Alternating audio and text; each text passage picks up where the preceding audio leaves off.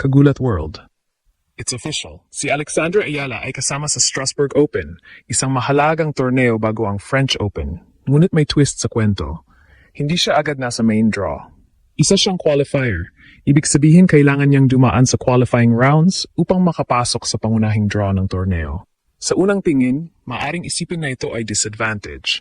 Ngunit sa mas malalim na perspektibo, ito ay isang pagkakataon. Dahil sa kanyang ranking, may posibilidad pa rin siyang makapasok sa main draw kung may mag-withdraw. Ngunit kung hindi man mangyari iyon, malinaw na haharap siya sa matitinding laban sa qualifiers. At dito nagiging mas kapanapanabik ang sitwasyon. Dahil ipinapakita nito na si Alex ay nasa antas na kung saan siya ay regular nang lumalaban sa mga pinakamahusay na manlalaro sa mundo. Kung titignan ng mas malalim, ang pagiging qualifier ni Alex ay hindi dapat ituring na hadlang kundi bilang isang strategic opportunity.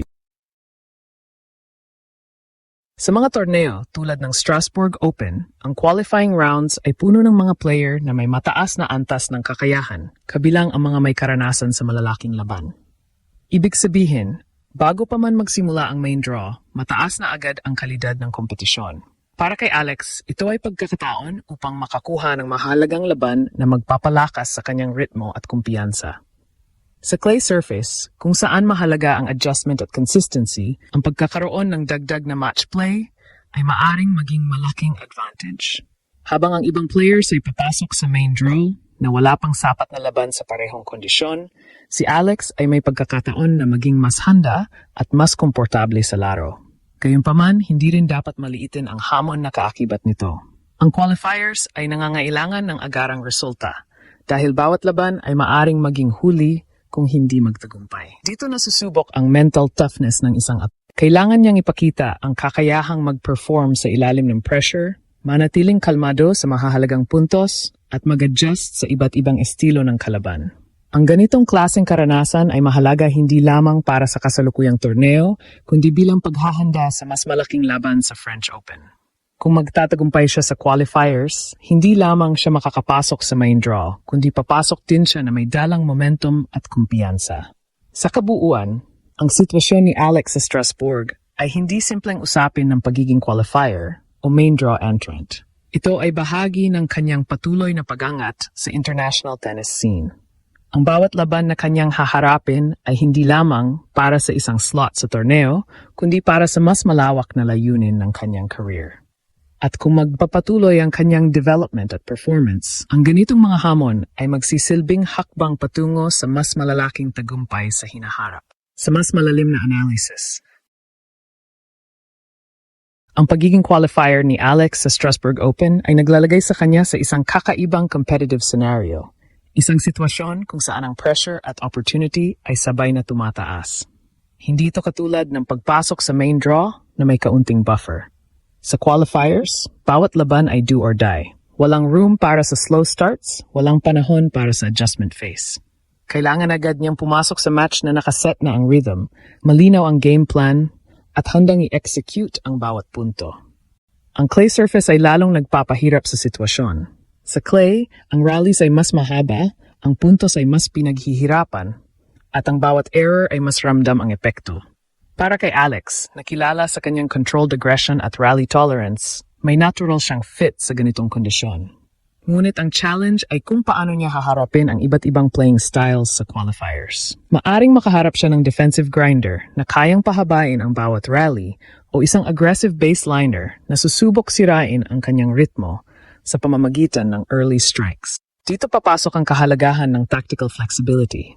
Hindi sapat na may isang game plan lamang. Kailangan niyang mag-adjust habang tumatakbo ang laban. Kung hindi gumagana ang kanyang baseline exchanges, kailangan niyang maghanap ng ibang paraan. Mag-mix ng drop shots, magbago ng pace, o maghanap ng mas maagang pagkakataon para umatake.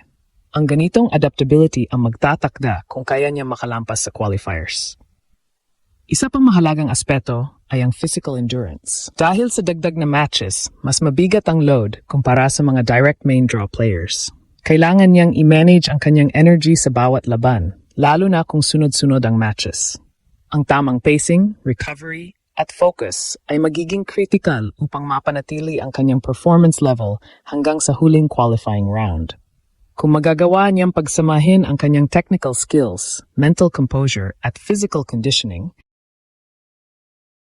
ang qualifiers ay maaaring maging launchpad ng kanyang campaign. Sa halip na maging hadlang, maaari itong magsilbing preparasyon na magbibigay sa kanya ng edge laban sa mga kalaban sa main draw.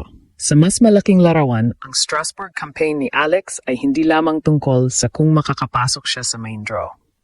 Ito ay bahagi ng mas malawak na narrative ng kanyang pag-angat bilang isang global-level competitor.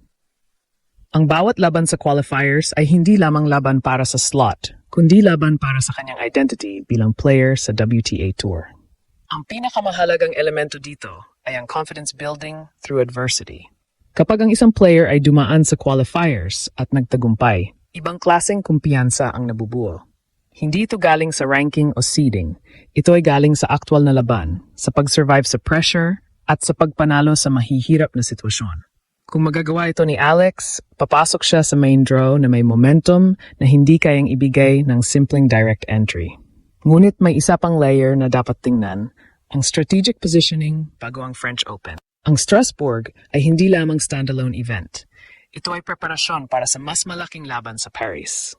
Ang performance niya dito, kahit sa qualifiers pa lamang, ay magbibigay ng insight kung gaano siya kahanda sa Grands environment. Kung may papakita niya ang consistency at composure, tataas ang kanyang confidence papunta sa Roland Garros.